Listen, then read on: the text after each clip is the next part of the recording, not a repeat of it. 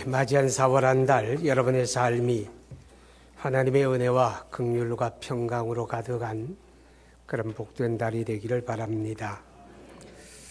오늘 읽은 말씀 가운데서 사도 바울이 디모데를 향해서 축복하는 그런 말씀으로 시작이 됩니다. 그리스도 예수의 십자가 구속의 은혜의 결과로 주어지는 그 은혜, 그 평강, 그리고 그 긍휼을 축복하고 있는데, 우리가 베드로전서에 보게 되면 하나님을 예배하는 그리스도인들을 가리켜서 왕같은 제사장이다, 그렇게 말합니다. 제사장의 기능은 두 가지 역할을 하는데, 먼저는 하나님 앞에 나아가 하나님을 예배하는 역할입니다.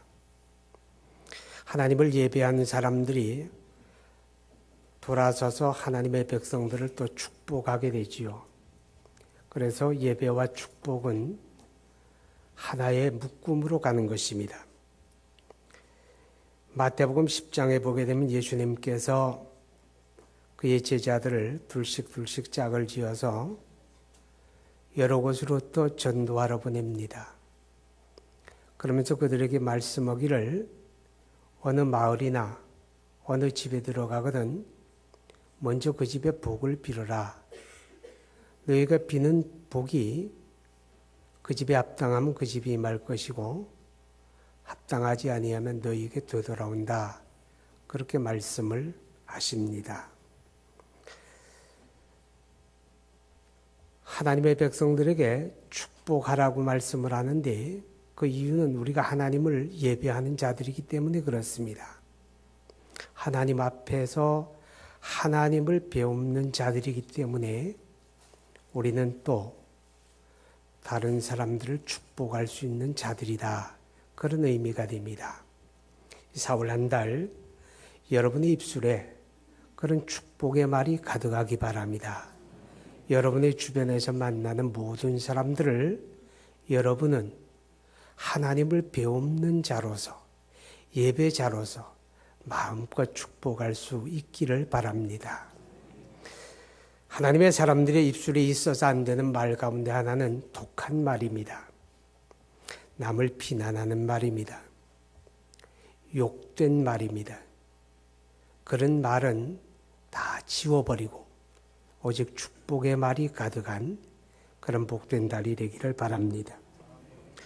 오늘 사도가 축복하는 내용을 세 가지로 되어 있습니다. 은혜와 긍휼과 평강이다. 그렇게 말씀을 하는데 우리가 빌어야 하는 복이 바로 그런 겁니다.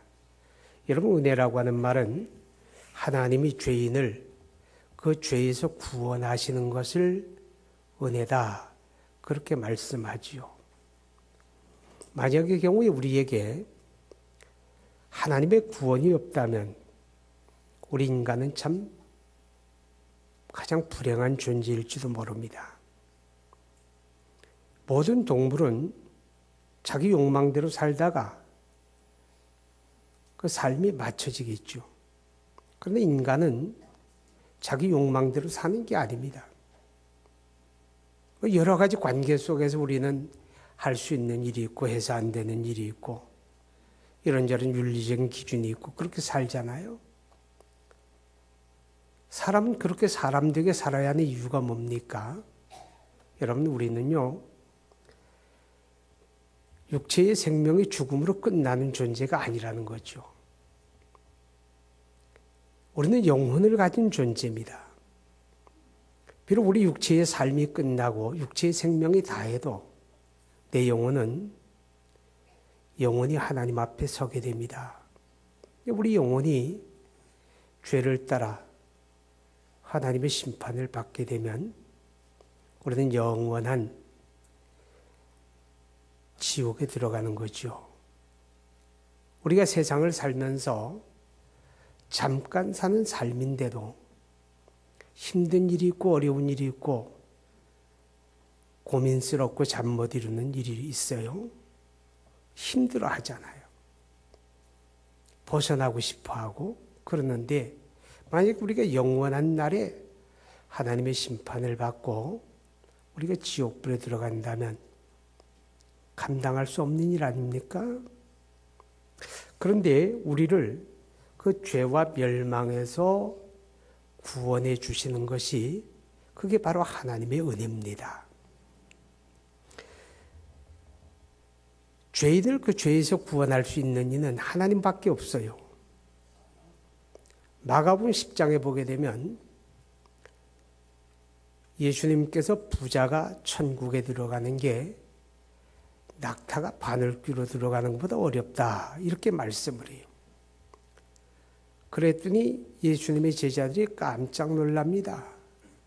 그러면 누가 구원을 얻을 수가 있습니까? 이렇게 묻지요. 그때 예수님이 답하시기를 그래 사람으로서는 할 수가 없다. 사람은 누구도 스스로를 구원할 수 없다. 그러나 하나님으로서는 하실 수가 있느니라. 다시 말하면 죄인을 그 죄에서 구원하시는 일은 사람의 일이 아니고 하나님만이 하실 수 있는 일이다. 그렇게 말씀을 합니다.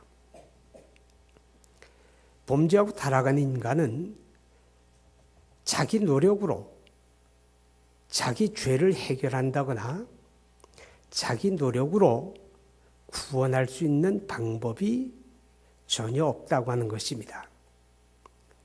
세상에는 수많은 자연 종교들이 있는데 그 자연 종교들이 가지고 있는 구원관이라고 하는 것은 다 자력 구원입니다. 내가 어떤 종교적인 신앙심을 가지고 열심히 노력을 하고 공덕을 쌓고 내가 무엇을 행하면 분명하지는 않지만 뭔가 구원에 이르지 않겠는가 이렇게 가르치는 것이 바로 자연 종교라고 하는 것입니다. 그런데 예수님은 그것에 대해서 이렇게 말씀을 해요. 마태복음 15장에 사람이 스스로 구원한다, 자기를 자기가 구원한다라고 하는 말은 소경을 인도하는 것과 같다. 그렇게 말씀을 하죠. 앞을 보지 못하는 사람이 있는데 눈이 밝은 사람이 그를 인도해 간다면 안전하게 가겠지요. 앞을 보지 못하는 사람을 똑같이 앞을 보지 못하는 사람이 인도한다면 결국 둘 다 구렁텅이에 떨어지고 마는 거죠. 마치 인간이 스스로 자기를 구원하라 이렇게 가르치는 것이 그와 같다. 그렇게 예수님이 말씀을 합니다. 우리는 도저히 구원받을 길이 없는데 그런 우리를 그 죄와 멸망에서 하나님이 구원해 주시기 때문에 우리가 그것을 하나님의 은혜다. 그렇게 말씀을 하는 겁니다. 하나님이 우리를 구원해 주시는 것은 우리가 구원받을 만한 충분한 조건과 자격이 있는데 하나님이 우리를 구원해 주셨다. 그럼 그건 은혜가 아니죠. 그건 자기 자격으로 받는 거니까. 근데 성경에 보게 되면 하나님이 우리를 구원해 주실 때 우리가 구원받을 만한 조건이나 자격이 전혀 없었다는 겁니다. 전혀 자격이 없는데 그런 우리를 하나님이 구원해 주셨기 때문에 그래서 은혜다. 그렇게 말하는 거예요.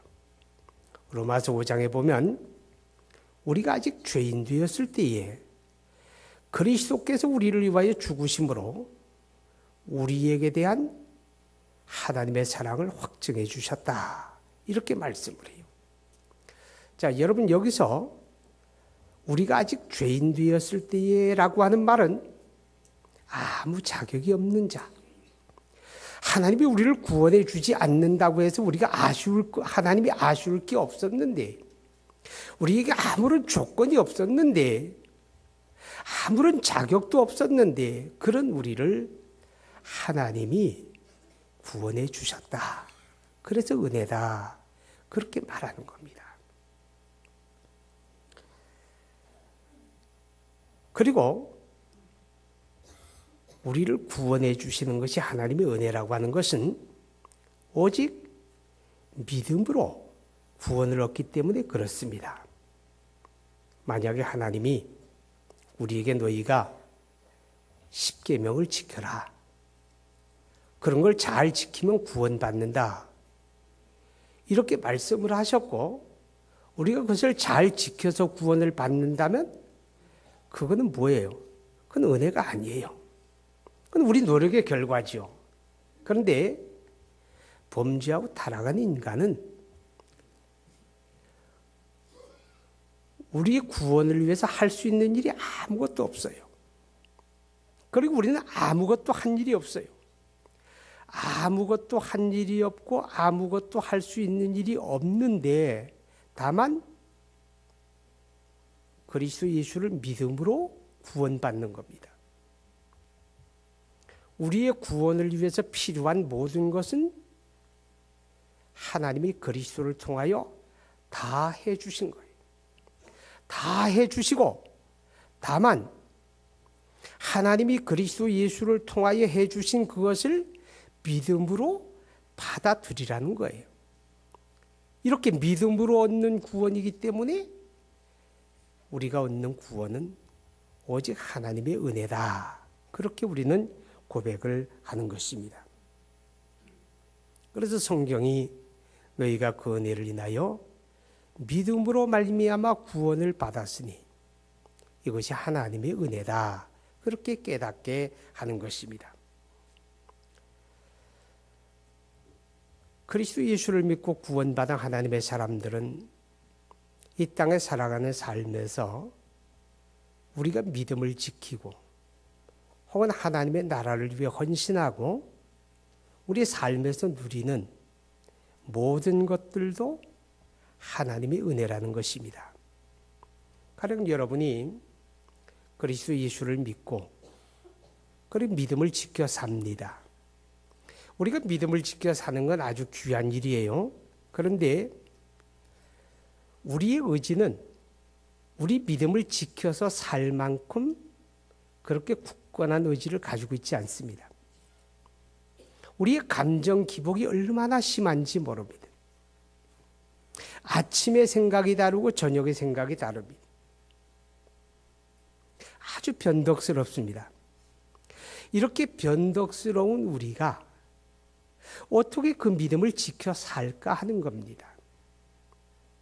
만약에 하나님이 믿음을 우리에게만 맡겨두시고 하나님이 아무것도 간섭하지 않는다면 글쎄 우리가 그 믿음을 지켜가는 게 며칠이나 지켜갈까요?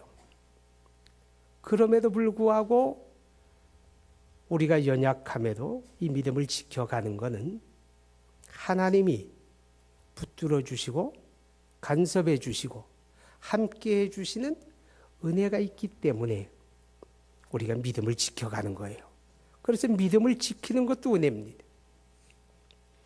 또 여러분이 믿음을 가지고 하나님의 나라를 위해 헌신합니다. 봉사합니다. 하나님의 영광을 위해 수고합니다. 여러분 그것도 하나님의 은혜입니다.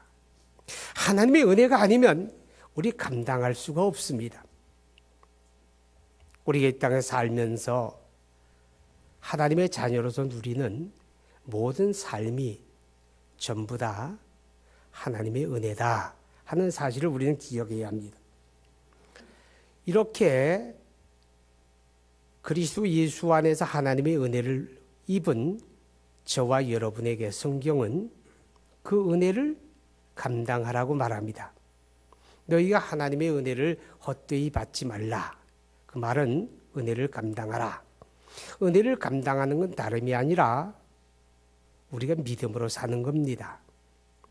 자기 의와 자기 경건을 내세우는 게 아니라 하나님이 그리스도 안에서 우리에게 베풀어 주시는 그 십자가 구속의 은혜를 의지하고 우리가 그 믿음으로 사는 게 은혜를 감당하는 삶이다. 그렇게 성경이 깨닫게 합니다. 사도의 축복의 두 번째는 평강입니다.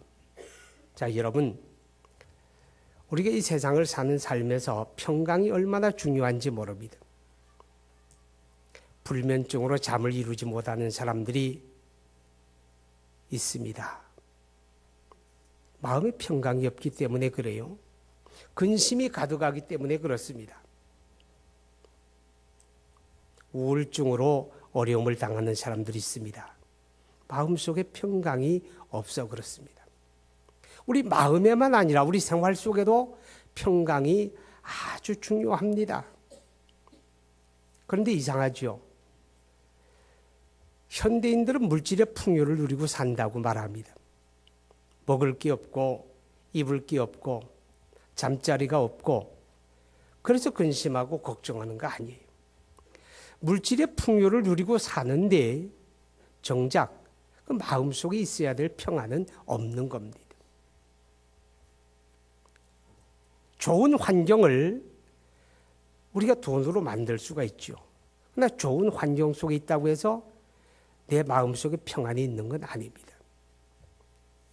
그렇기 때문에 우리 대한민국 사람들이 그래도 먹고 살 만큼 잘 산다 소리를 이제는 세계적으로 듣잖아요. 근데 희한한 거는 OECD 국가 가운데 자살률이 가장 높은 나라가 우리 대한민국이다. 그런 통계들 여러분 종종 신문 보도를 통해서 볼 겁니다. 왜 그렇습니까? 평안이 없다는 거죠. 이 평안은 우리 삶에 아주 소중한데 그래서 예수님께서 부활하신 후에 그 제자들을 만나셔서 제일 먼저 하신 말씀이 너희에게 평강이 있으라 그렇게 말씀을 해요. 그만큼 인간이 세상을 사는데 평강이라고 하는 게 얼마나 중요한지 모른다는 겁니다. 이 평강이 어디서 옵니까? 이 평강은 예수님이 주는 거예요. 그래서 예수님이 요한복음 14장 27절에 내가 너희에게 평안을 끼치노니 곧 나의 평안을 너희에게 주노라. 내가 주는 평안은 세상이 주는 것 같지 아니하다. 그렇게 말씀을 하셨습니다. 예수님이 주는 평안은 그 예수님과 결합되어진 사람들이 누릴 수가 있는 거죠.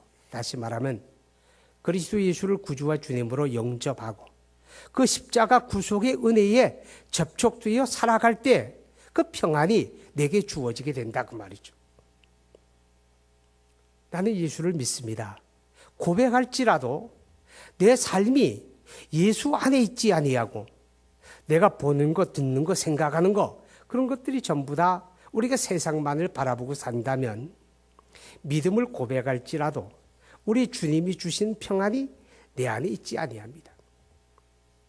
그리스도를 믿고 우리가 예수 안에 거하는 너희가 내 안에 거하면 나도 너희 안에 거하리라. 그럴 때에 우리 안에 바로 그 평강이 주어지게 된다 하는 것을 우리는 기억해야 합니다. 자, 사도의 세 번째 축복이 긍휼입니다. 긍휼이라고 하는 건 동정하는 걸 말합니다. 어려운 사람을 보면 불쌍히 여기는 마음을 갖는 거죠. 마태복음 5장에서 예수님이 이렇게 말씀을 해요. 긍휼히 여기는 자가 복이 있나니 저가 긍휼히 여김을 받으리라. 하나님이 우리를 사랑하시고 우리에게 그 긍휼을 베풀어 주시는 겁니다. 우리 삶에서 하나님이 베풀어 주신 은혜 가운데 이 긍휼은 아주 소중한 겁니다. 우리를 불쌍히 여기시는, 우리를 동정해 주시는, 우리의 무거운 짐을 함께 져주시는 이러한 것들이 전부 다 하나님의 긍휼이다. 우리가 그렇게 고백을 하게 됩니다. 우리가 기도할 때 우리의 기도를 하나님이 들으시고 응답하는 것도 하나님의 긍휼에 근거하는 겁니다. 우리가 너무 기도를 잘해서 하나님이 우리 기도를 들으시고 하나님이 감동을 받아가지고 응답하시는 거냐? 그거 아니죠. 우리를 불쌍히 여기시는 하나님의 긍휼에 근거해서 하나님이 우리 기도에 응답해 주신다 하는 겁니다. 자, 그런데 이렇게 긍휼을 입은 하나님의 사람들이 이 땅에 살아가면서 우리 또한 우리 주변 사람들에게 긍휼의 마음을 가지고 살아야 하는 겁니다. 가령 누가복음 마태복음 18장에 보게 되면 예수님께서 탕감에 대한 말씀을 해 주십니다. 어떤 사람이 왕에게 1만 달란트의 빚을 졌습니다. 그것은 감당할 수 없는 빚입니다. 감당할 수 없는 걸 알기 때문에 왕이 그를 불쌍히 여기고 그의 빚을 다 탕감을 해 주었습니다. 그랬더니 이 사람이 왕의 놀라운 긍휼을 입은 겁니다. 그런데 이 사람에게도 빚진 사람이 있는데 500데나리온 빚진 사람입니다. 아주 작은 겁니다. 그런데 그 사람이 멱살을 부여잡습니다. 너 왜 내 돈 안 갚니? 당장 갚어? 너 안 갚으면 당장 법대로 해가지고 감옥에 쳐넣을 거야. 그렇게 협박을 합니다. 자, 여러분, 어쩌면 이 모습이 우리의 모습일지도 모릅니다. 하나님의 만극한 은혜 가운데 긍휼히 여김을 받고 우리가 죄에서 구원받았습니다. 감당할 수 없는 은혜를 받은 우리가 우리 주변 사람들에게 대해서 불쌍히 여기는 마음, 동정하는 마음, 짐을 나누어 지려고 하는 마음을 갖지 않는다면 우리는 감당할 수 없는 은혜를 입었으면서도 그 은혜를 모르는 사람에게 속할지도 모릅니다. 우리가 지금 사순절을 보내고 있습니다. 우리 주님의 십자가 구속의 은혜를 묵상하는 계절입니다.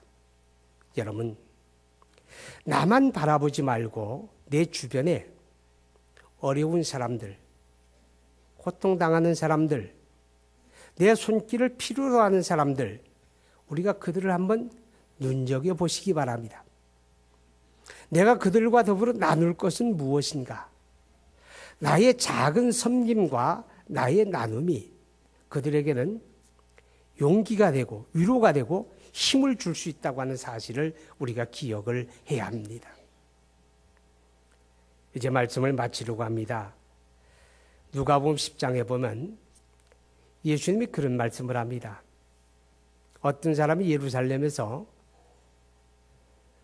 여리고로 내려가는 도상에서 강도를 만납니다. 강도가 이 사람을 두들겨 팹니다. 가진 거 다 빼앗습니다.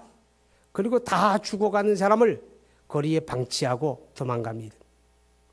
근데 그 길을 지나가던 제사장 그리고 레위 사람이 죽어가는 강도 만난 사람 봅니다. 그런데 외면하고 지나갑니다. 어떤 사마리아 사람이 그 길을 지나가다가 그 사람 만납니다. 마음에 불쌍히 여깁니다. 가서 내가 도와줄 방법을 찾습니다. 그 사람은 그 사마리아 사람 때문에 목숨을 건집니다.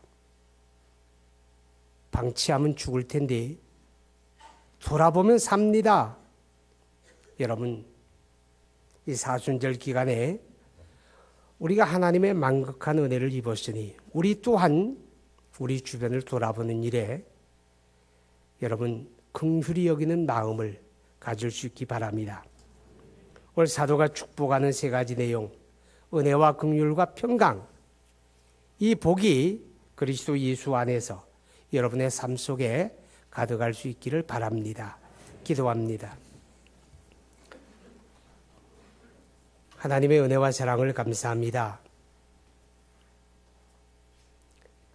4월 세달을 맞으며 우리가 주님의 십자가를 묵상하는 사순절을 보내고 있습니다.